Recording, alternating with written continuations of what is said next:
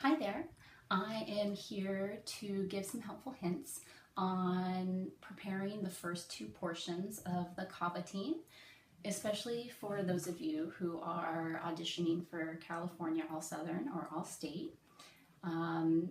Over the years, I've had a lot of success with my students making it into these groups, so I thought I'd make a video for any of you that would be interested. So the first thing that I would start with is suggesting that you practice slowly with the metronome. Most of my students want to come in and play it very quickly and are not playing it in time, and they don't realize it.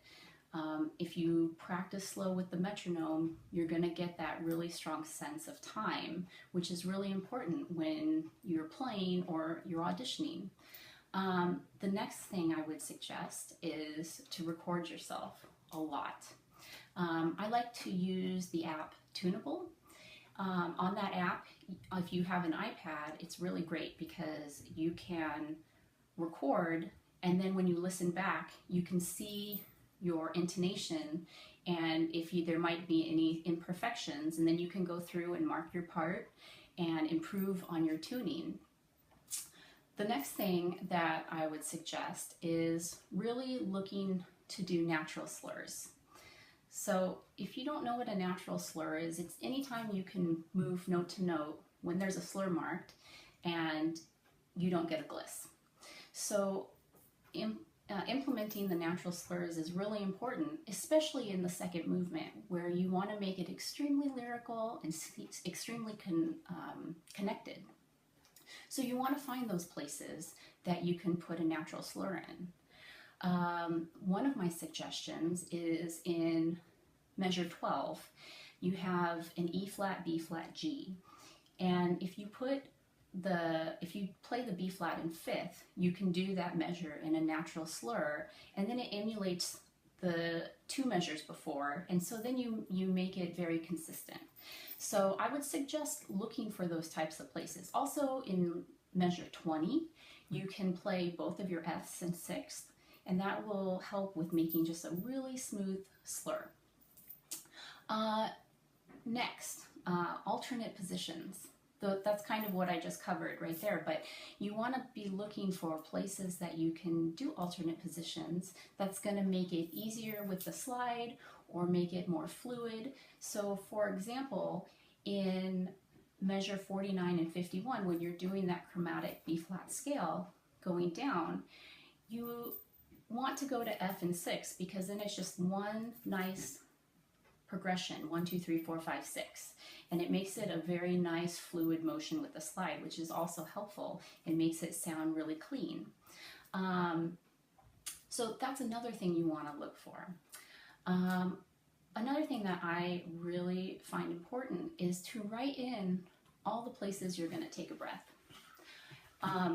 You want to not have any surprises when you're playing, especially when you're going to an audition and you're performing and you might be nervous and you run out of breath easily. You want to make sure that you have really detailed everything that you're going to be doing. So I write in every single breath, and I make sure that I can make long phrases that sound really good. If you're not thinking about it, you might be taking a breath every measure, and that doesn't sound as good as it could. You want to make really long phrases, and that's going to help with the phrasing and making the piece really beautiful.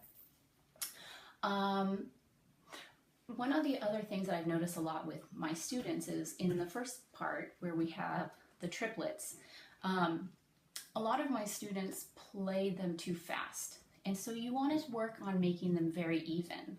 So if you are triple tonguing, you want to see if you can da-da-ga-da, make it very, very even, that they're not squished together and they're perfectly in time. So that's one of the things you can do when you're working with a metronome. So when you're recording yourself, which you should be doing as much as possible, the things that you want to be thinking about: tuning.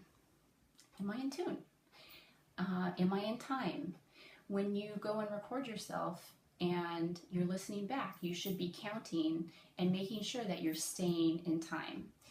In measure 41, right after we have these scales going upwards, a lot of times students don't realize that they're not counting and they're rushing through those dotted half notes. So you want to make sure that you have that sense of time and you're keeping it really, really steady. Another thing to listen for: are you playing centered? Are all your notes coming out evenly? Do they all have a nice tone?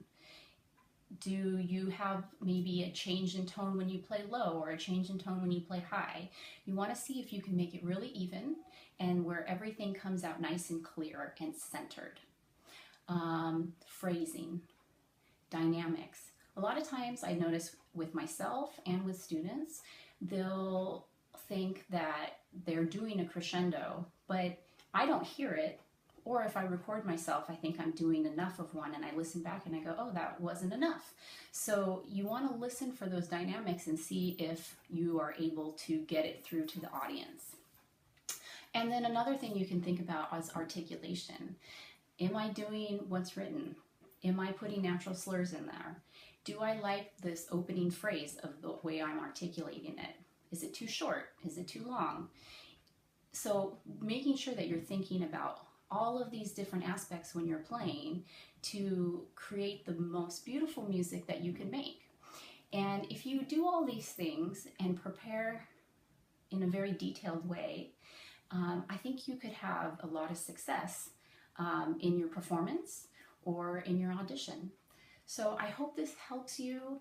I'm so happy to be here and to try to help anyone. If you have any questions, please let me know. Thanks so much for watching.